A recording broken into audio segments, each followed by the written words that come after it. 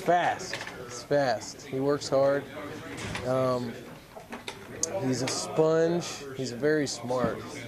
He's very smart, which lets us, one, have the ability to move him around, but two, when you don't have to teach him the playbook, you can teach him technique and different ways to get better on the field, which is great for a rookie. He's definitely one of the smartest rookies that I've ever been around.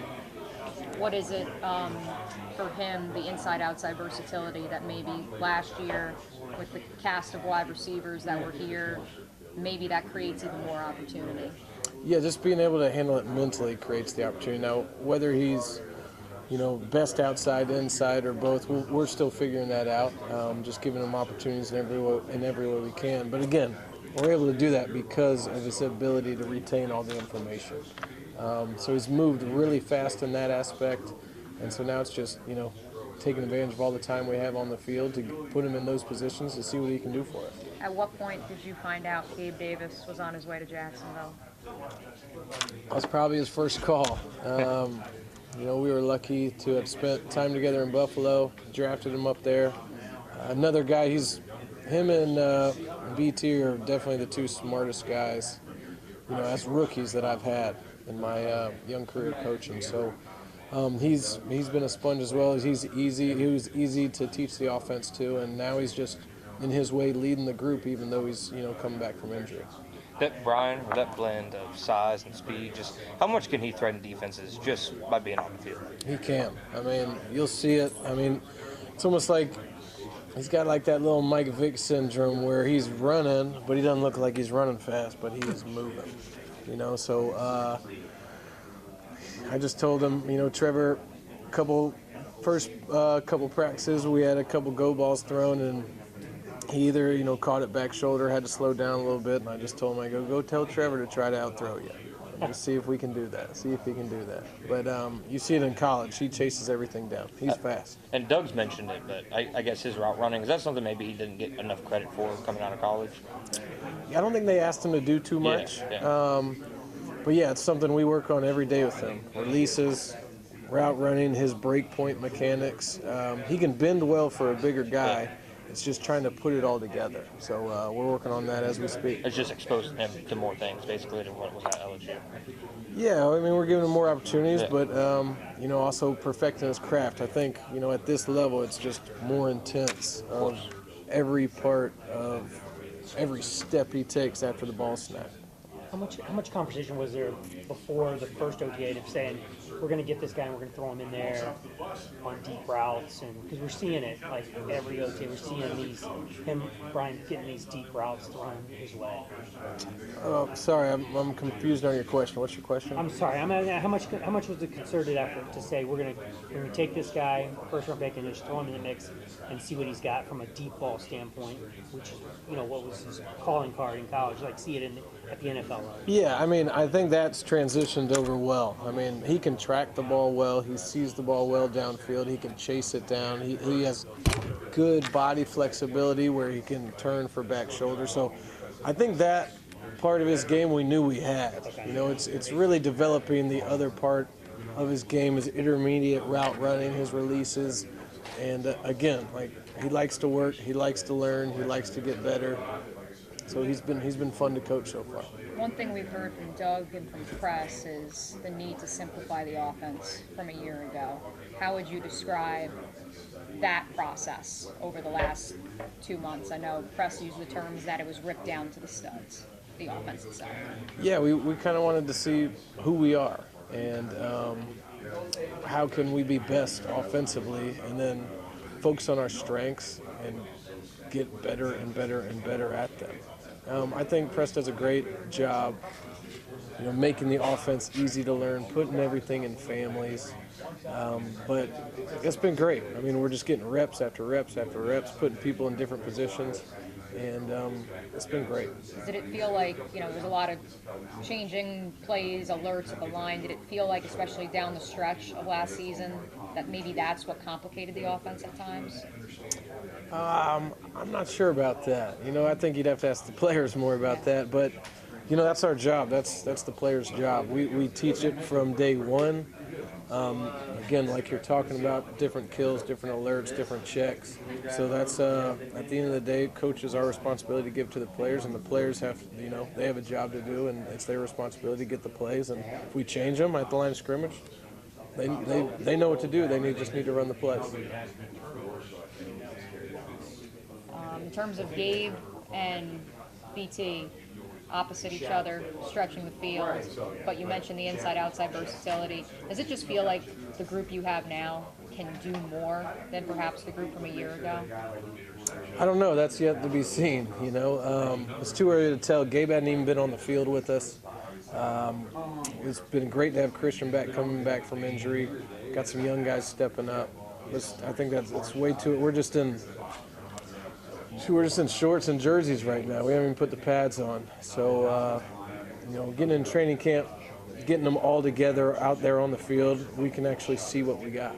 How much expectations for rookies in terms of that then? Yes. Yeah, just because what the college life is like, or the college offense, a lot of it is just holding up signs, or they're just looking at one coach, being told what to do. It's not a lot of huddling, So a lot of them just stay on one side or the other.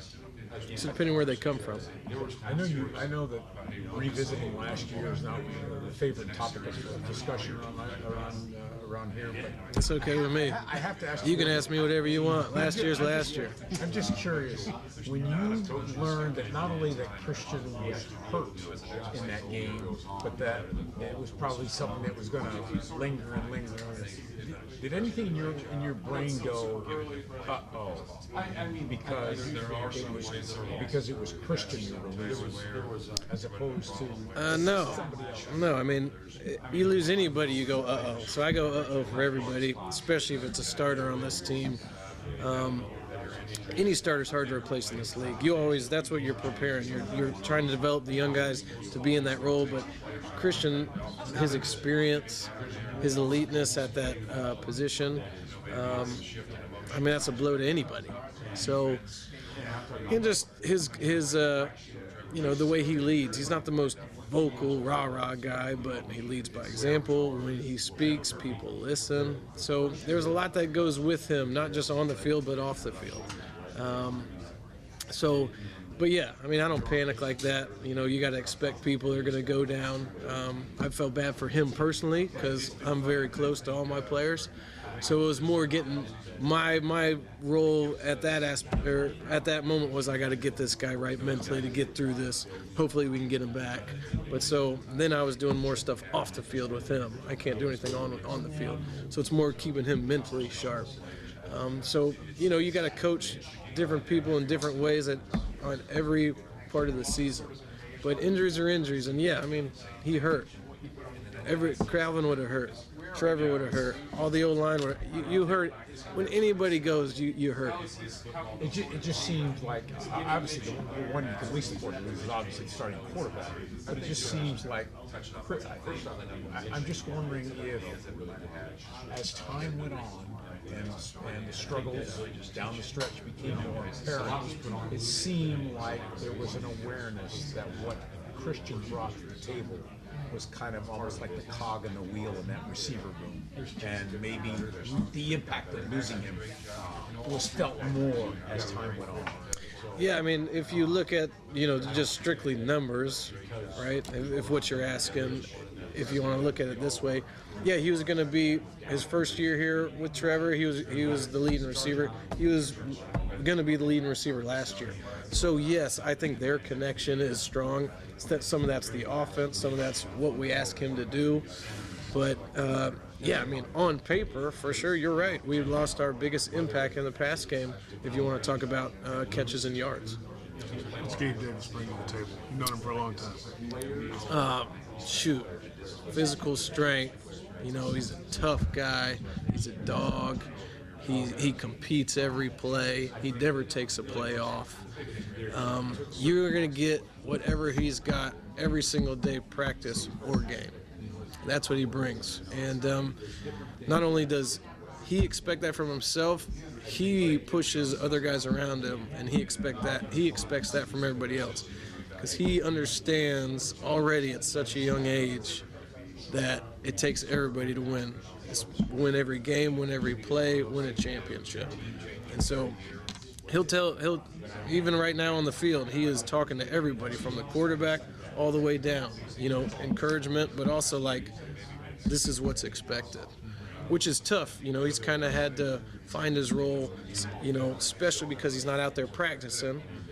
But, I mean, he was a captain in Buffalo for 2 years as a 23-year-old, He just earns that. It just kind of, people can feel it. People can feel it, and it's contagious. And he's not scared to tell somebody that they need to step it up, which is huge. Because, a lot of people don't do that or don't have that. And it comes from a good place, but he wants to win, and he wants everyone else to feel the same way. So those expectations are real. Did you see that pretty early, though, when he was in Buffalo, when he was a rookie? I did, and he had a good group. Yeah, well, yeah, he's smart, too. He's not going to come in and, and he came into a room with Emmanuel Sanders, Stephon Diggs, Cole Beasley, so guys who have been doing it. So I think he took a lot from each of them. He's very smart, and he, he's always a sponge. He wants to learn.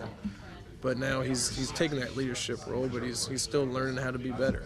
Second year with Elijah Cooks. Have you seen anything different from him so far? Yeah, I mean, the game has slowed down for him. I think, just like we were talking earlier, rookies, it's like a step. They're getting signals from the sideline. Now he's in the huddle, learning everything. So I've been putting him at all the different positions, which is a credit to him. He's been studying, and his game has gotten better. So again, we'll see when the pads come on, and see what he can do. But he's physical, and he's just got to stay healthy. Some of the same stuff goes towards a guy like Parker Washington, right? Yeah, Parker's been great. He's completely healthy. I think last year, coming off that leg injury, he looks faster to me. He looks a little quicker. Obviously, the game slowed down. I've been putting him at every position as well, inside, outside, seeing how he can help us. So he's had a really, really good camp so far. With Gabe, how valuable is that to have a guy like that joining the team, and like you said, even though he's not out there, he's still able to pass on that information to BTJ or Parker or whoever it may be? Just how valuable can that be?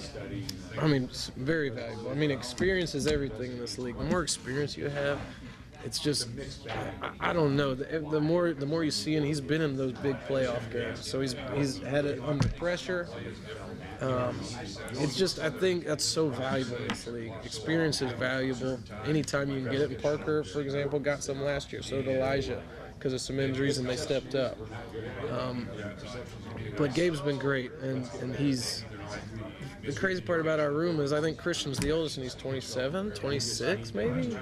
He's the oldest in our room, which is just mind-blowing to me, Now he's got a lot of experience, so does Gabe, even though they're young. But we have a really young room, the youngest one I've ever been around. And his Gabe's versatility, I mean, when you ask him, he's not talking about the touchdown catches or the deep catches. He's talking about how he can block and how he can do so many different things. What does that kind of mean for the offense in the room? It's huge. It's big when one of your starters, can be that guy, that physical presence who can take over a block. You can insert him in the line of scrimmage. You don't have to bring someone else in to do it, where it's like, oh man, this guy's coming, So it's very valuable. And both those guys being smart, we can move them all over. Obviously, Christian moves all over. So it's going to be valuable for us. It's going to be valuable, and we'll be able to hide a lot of things.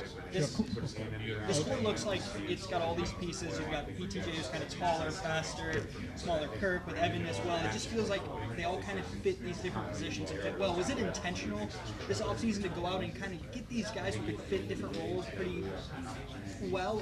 What was kind of the outlook going into the offseason? Yeah, I mean, I always try to think of my wide receiver group as like a starting five in basketball. You want different people to be able to do different things, but you want it all to be part of this one little team. And so, yeah, I think we do. We're versatile in a lot of different ways.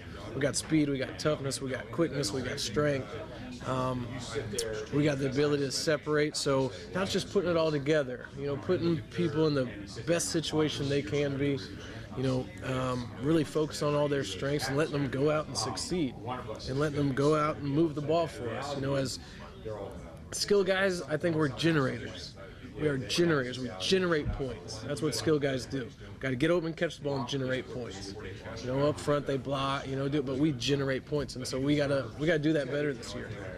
You spoke earlier about about Short Thomas and about his intelligence and all that. How much do you think that when you look at the experience, you talked about Gabe playoff experience and all that, and then you add Christian to that, how much does that make for an ideal situation for him coming in to ease his transition from college to the NFL? I mean, it can only help, like you're saying. I mean, it can't hurt, but I think a lot of that, you just gotta go through it. Now, they can tell you about it so you can be prepared for these, situations, scenarios, or what's going to happen off the field, just to kind of calm them down. But a lot of that, like I said, experience is just so valuable. You kind of got to go through it yourself a little bit. Is there any concern on your part that people in general might place too high expectations on Brian Thomas in terms of, everybody looks at numbers, right? They look at number of catches and yards and touchdowns. What does it have to look like for you? Because I'm sure you don't actually put numbers in mind to a player. You're just saying, okay, are you doing your job, play in and play out? Yeah, and that's what you're saying is basically what Christian and Gabe can help him with, which is all that outside noise, right? Because we got a plan in here for each guy every game, and we don't have all right, this guy's going to get 8 catches, you know what I mean? We don't know what the defense is going to do. As long as we're doing the right thing, being in the right place at the right time for the quarterback to be available, that's all we can do. We have no idea if they're going to roll covered and play cloud over Gabe one game or BT one game, or so that's the outside noise where Gabe, Christian, those guys have been through it. These people are going to talk. You come out of a game with 2 catches, they're going to talk. You're the first round. All that stuff is very valuable for BT to ignore that noise. Because, again, in this building we'll have a plan, and our plan is to win every game. We really don't care who gets the ball. And that's the culture I create in our room. Yeah, everyone wants to help. All receivers are intently just confident, arrogant, want the ball, right? But at the end of the day, as long as we win the game, everybody is happy. And that's all I care about. And that's what I got to kind of control and get that culture molded, which it already is. These guys just want to win. They're all selfless. Have any of the undrafted guys stood out to you so far? Yeah, they've all been doing really well, honestly. They've gotten a lot of opportunities so far because of, we've just got some people we're either not letting them, kind of Gabe getting back and Devin and unfortunately David White, he was having a good camp, that was a tough day. But they're all doing really well, I'm pleased with all of them. Chad, how much did you go to the wall for Brian in the draft process? How much were you advocating? Were you fall in love with him right away? What was that process from your vantage point? I know you're not pulling the trigger on it, but yeah, I just try to separate each guy and evaluate them all separately. Everyone, and really focus on their strengths, and then what they can do, right? What will they be able to do for us? And then, I just give them all the information I can and evaluate. I think that's one of a coach's big responsibilities. And, to evaluate, you can scheme, you can develop, but evaluate's one of those pillars. So I just evaluate them in my way, and then I give the, Trent, all them the information. And honestly, once they get to me, I love them all. They're mine. So that process, again, they're going to pick who they want, and then I'm going to love them. I don't really advocate for any of them, I don't want to get in that game, really. I just give them what I think they can do, and whoever they decide to draft, I'm on board with all of it. is it safe to say you're going to go down the field a little bit more with him and Gabe? Oh shoot, man! Who knows? I think if there's one thing BT can do, it's it's spread the field. He can roll. He can get down there.